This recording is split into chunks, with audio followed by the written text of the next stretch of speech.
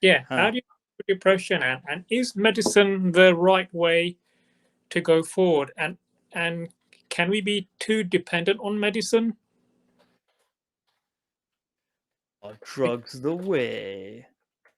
Let's just say drugs, yeah? Okay. Depression is going up. It's going through the roof in Western countries, right? So we have to think, what's going on? We Is need it, what we is going need, yeah. exactly? So what is it? It's loneliness. It's our us. It's also us be considering everybody else toxic. It's us not dealing with life very well. Okay.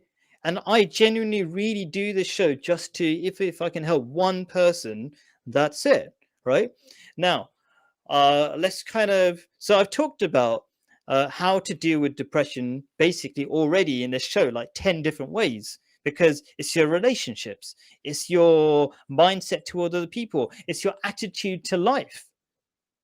Yeah, those Yeah, things, you got them sorted, you're probably not going to have depression problems. Because, like, and this is okay, let's get with the science about this. Okay, and I'm going to tell you some fantastic, I'm going to probably type them in or something. Okay, some TED Talks. Okay, I can't remember the, let me YouTube it right now. You have to wait for a second. YouTube, Johan Hari, some amazing stuff he's got to say about depression and loneliness. So TED Talk, Johan Hari, depression. What was the title of this video? Epic video.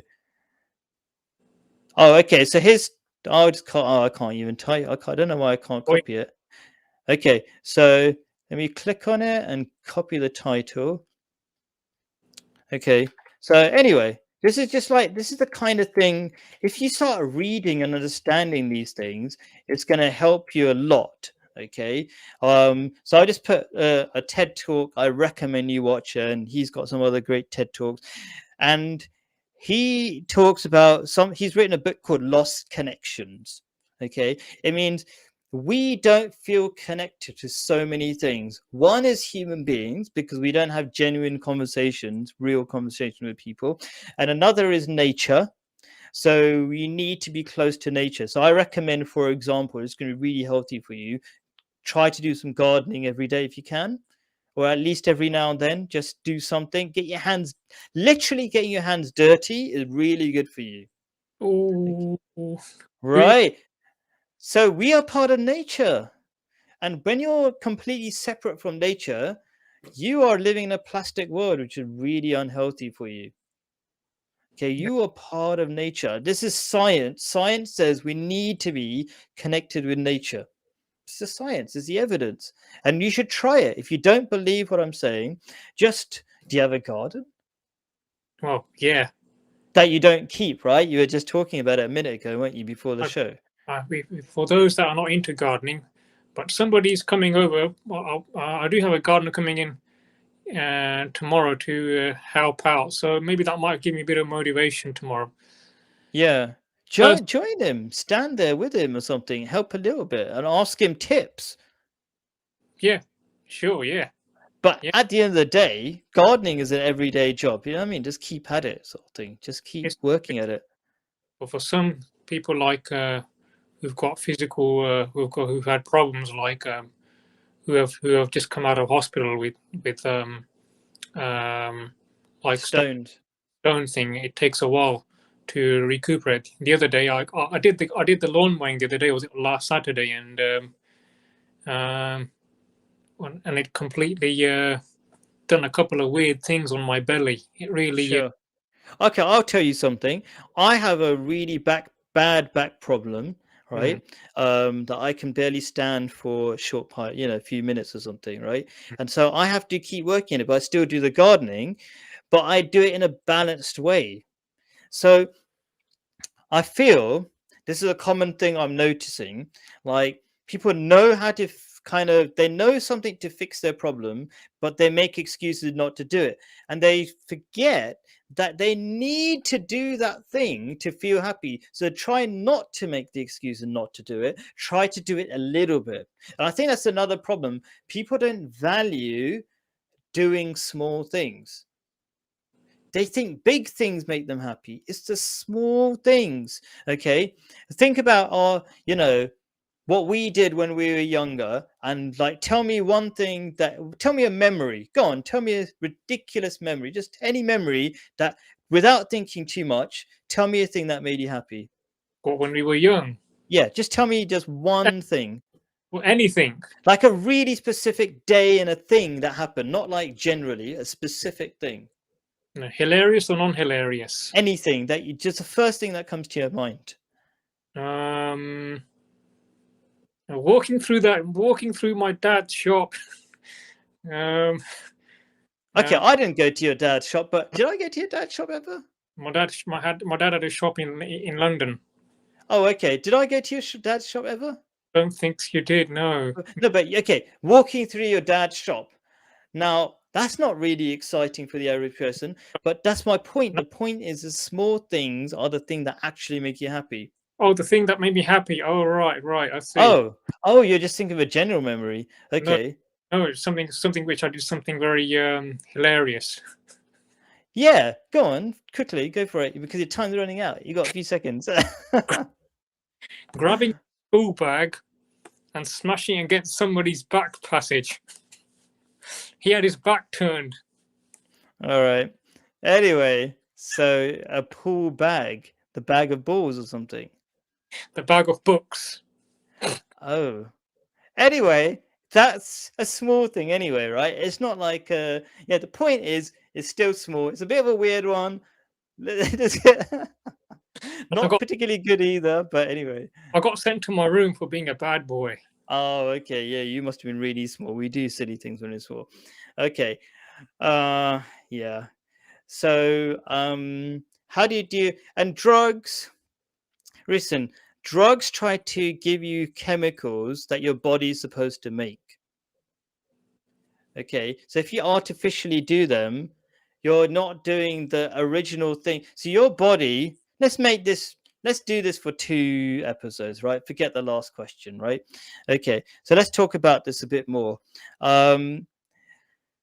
When the reason why, okay, say you get all sorts of chemicals in your body. Your chemicals are there to tell you when you're feeling good, right? And it's also to tell you when you're doing something right. So, for example, when you're eating food, that's a good thing. And you get chemicals, right?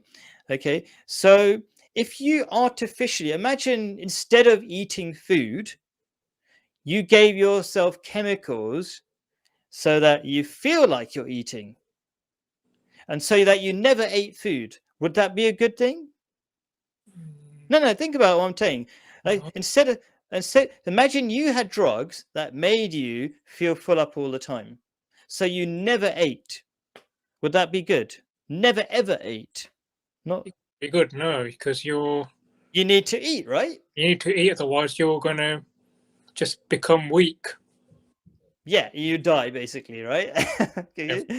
Okay, now let's put it another way. This is the kind of stuff people appreciate, the really simple examples, like I just said about eating, right? Because people have stopped being able to think about their inner feelings. Okay, now let me just say one more thing. So you we need this because this has got chemicals as well. I've got chemicals and sure, yeah, you do need some chemicals, right? Okay, now so I told you about the drugs, the bad drugs that stop you from doing something you need to do, which is eat. Now here's another thing you need to do. You need to be social. You need to have friends, and you get good chemicals when you're social. Yeah. Okay, and people totally forget that so much because they don't have enough experience of it anymore. I'll tell you, the other day we went to a party. It's called a Eid. You know what Eid is, but not everybody might know what Eid is. Eid is like Christmas for Muslims, right? So we had a party in the park, okay, and the kids were having an amazing time, and I was having an amazing time, playing with the kids as well, right? Okay, and there are all these different Muslim kids, or different, I don't know all of them, right? And most of the time, all they were doing was sitting on a tree, Well, for hours on a tree. And I had a conversation about, oh, can you climb here? Can you do this? Whatever, right? Okay. There's nothing that amazing about a tree, is there? Okay.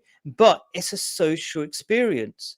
So, what my point is, oh, I should put a question back up. My point is, how to deal with depression, and should we take antidepressants? Something like that. Okay. So the point is that being social is really important to us. Okay. Now imagine we took drugs so we didn't have to be social. Would those be good drugs? What do you think? yeah, very good. Would you like to take drugs so that you don't have to be friends with anybody? You just get high all the time. That probably wouldn't be a good thing, would it? No. No, right? Because Now, dependent on them, so you got to rely on your natural instincts. right. So you should ideally produce those highs that your drugs is trying to give you artificially. So you, Because when you do it the real way, you do there's a side benefits. So your body is telling you to do things that are really good for you. Like it's telling you to be social so you can be friends, but not only friends, you actually start growing different ways. You get more experiences, you learn stuff, you become a more clever person, you become a more capable person, you be able to do better jobs, make more money, do more amazing, exciting things with your life. There's a million domino effects by doing one of these good things. Now, if you take drugs, you're not going to do any of them. no, you're not. And you're going to be more miserable because you're going to be by yourself and you're not solving any of the root problems. And you're going to be more dependent on them. Yeah, you're definitely going to become dependent on them because you're not getting happiness anywhere else. The No, only happiness you're getting is from the drugs. And Good. if you're only getting the happiness from the drugs, of course you're going to be dependent on them because you've got no other way. Everybody wants to be happy. You're going to get happy one way or the other. Take the drugs or do something that makes you happy. So if you're not doing the things that make you happy, you're going to take the drugs. Of course, you're going to get addicted and dependent on them. Well, that's not the way. Right? No. I go on. Say again. I'll let you talk for a few seconds. And, and sometimes, and sometimes you become over dependent, and sometimes they lose their effect. Now, when I say they lose their effect, some medications wear out and they lose their potential Potency. Yeah. to work on that human being, and then that human being looks for other means, for other drugs, and then that Yes. gets more and more frustrated day by day, and that's where he or she is looking for other addictions and other means to try and fulfill or himself or herself. Genius. Absolute genius. Really genius stuff you just said there. Can you see? 100%. Can I see what? Can you see? Can I see what? You got some. No. What are you putting on the screen? Nice shot. Genius shot. Oh, genius shot. Okay, Yeah. fine. Okay. Anyway, so the reason why I thought that was genius is because one addiction leads to another addiction because your body has a thing called homeostasis. It just means basically you just get used to stuff. So then you need more drugs. And then when you don't have enough drugs, then you're going to go to pornography. You're going to go to every bad shortcut happiness there is. Because bad, forget what bad and good and bad is, because some people might say pornography is not bad. Okay, for example, right? Okay, I'm just saying all the things that make you happy in the micro short term and make you miserable in the long term, I call those things bad. And that includes pornography, for example. Yeah. Yeah. So you get high a little bit. I'm gonna look at this really rude picture, and then you get used to it. And this is like common, pretty much everybody knows this. Like you get used to one bad picture, and you want a even more rude and more crazy picture. And they're doing mental stuff to each other, like whipping each other or something. Mental, yeah. Okay. The point is, it just goes to more and more extremes. And then, Yeah. and then, It's a and then downhill dark spiral, mate. you're going down the plug hole, bro. That's it. Plug hole. You don't want That's it. that. Leads up, down, down, Yeah. away from that stuff. That's right. You kids, teenage guys and girls, keep away from this sort of stuff. Yeah, but we should be telling ourselves. Yeah. Right? If you are not happy waking up every single day, you need to tell yourself about that. We need to tell ourselves. I tell myself every day, as soon as there's something that, even if I'm really happy and there's a little bit of unhappiness, work on it. What is the root of it? And then you'll be happier. And most people don't want to do that. So I'll tell you, most people are not happy. Most people are not happy, and it's really important to realize that. And most people are not happy and they will tell you they're happy, but you dig, you'll find out they're not. Okay, so, they're just scared of so many things. Sorry, go on. Somebody at work says the most question that really disturbs, that can be very disturbing, is it can't be anybody. People say to you, or even in the Jamaat or wherever at work. So Jamaat means the local Muslim community. Yeah, go on. Or yeah, go on. Masjid, at work, anywhere, your neighbors, they can say to you, how are you today? Are you all right? But then you're not going to be very honest. You're just going to say, yeah, I'm not too bad, I'm all right. But deep down, you know something is kind of not right. Okay, I'm going to tell you something really good, right? Okay, even if I'm feeling really good, okay, if I will often tell people that I've got a problem. You know why? Yeah. Because I know they've got problems and they are desperate to tell you. But go on, how what? How do you work that one out? How do you know they got problems? Because I have too many conversations with you, like we had just up before this conversation, before this, right? Yeah. There's loads of people like that I know, right? And you'll become more aware the more you help people. So the reason why I know this stuff is because I'm just helping people all the time. And my awareness becomes greater, and then I know how to avoid unhappiness. So, like, if you help people, you're going to help yourself. It's a short answer because the time's run out. If you say, I want to be able to express myself and tell people my problems, right? Tell them for their sake. But don't whine about it too much because you'll bore them in the beginning because they're not ready for it. Because you want them to tell them you want them to tell you their problems. So tell them a little bit, but tell it to make them feel good. And then you'll feel relieved as well that you're connected a little bit. I don't know if that makes any sense. Probably does, yeah. I don't know. I hope it helped 1%. I hope, guys, that it helped you guys even 1%. Because if you keep that up, you'll change your life, right? Thank you very much. Yeah, thank you, Wahid. Thank you, Qasafi. Thank you, guys. Thanks for joining us. And I hope you smash the like button. That's right. Smash the like button. Thank you so much, Wahid, man. You were really open. Yeah. Most people are too scared to even come on the show and be real. Yeah. You must have helped so many people just by that. And I hope you feel that you help people. Okay. Yeah. You'll feel better about yourself and you become more powerful and strong because of it. When you feel good about yourself, there's nothing that can stop you. Anyway, press that like button. Join me next week. I'm going to end this live stream and carry on chatting with you, Wahid. You can tell me